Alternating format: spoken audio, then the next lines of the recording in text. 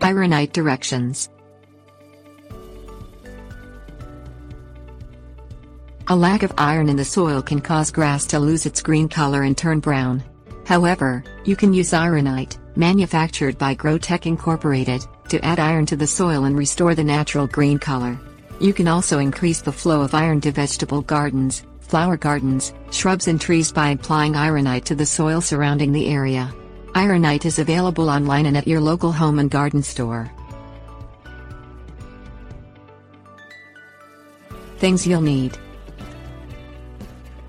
wooden spoon, water, garden hose, sprinkler, spray bottle.